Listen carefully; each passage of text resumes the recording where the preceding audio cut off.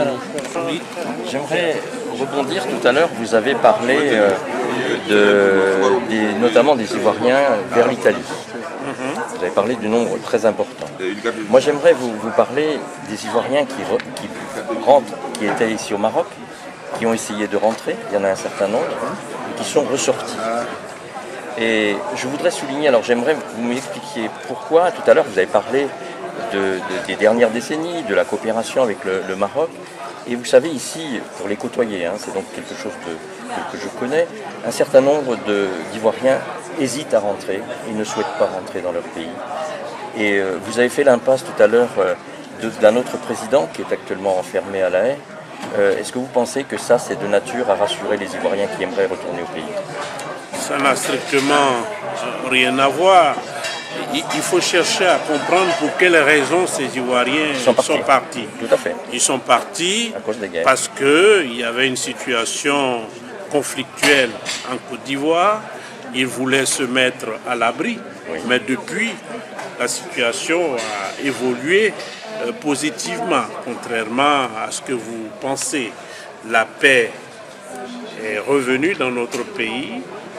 La réconciliation s'est faite. Et il n'y a pas de raison d'hésiter et de rester aujourd'hui à l'extérieur.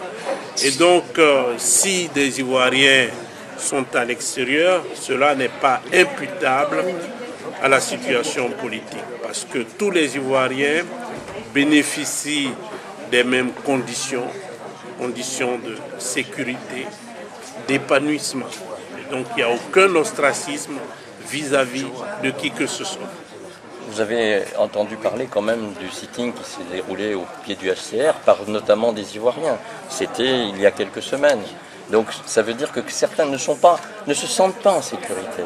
Comment vous pouvez assurer ça? Parce mais ils le sont. Cherchent quand même. Non, ils le sont, c'est ce que l'on dit. Mais vous savez qu'il y en a pas mal qui sont rentrés.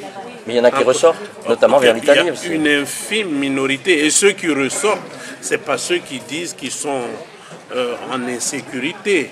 Ceux qui ressortent, c'est parce que, ils estiment que l'herbe est plus verte ailleurs, ils pensent qu'ils peuvent avoir un avenir meilleur.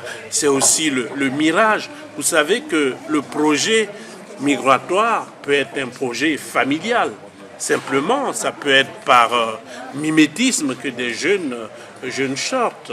Et nous avons l'obligation, en tant que gouvernement, de prendre à bras le corps cette question. C'est ce que nous faisons. Nous essayons d'avoir une politique migratoire qui permette à la diaspora ivoirienne de revenir.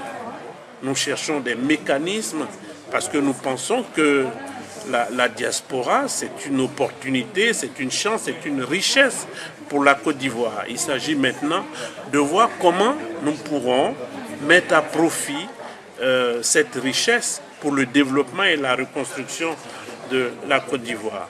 Et dans le même temps, bien sûr, après la parenthèse honteuse de 10 ans que nous avons connue, le gouvernement ivoirien fait des efforts pour retenir la jeunesse sur place en lui offrant des perspectives d'emploi.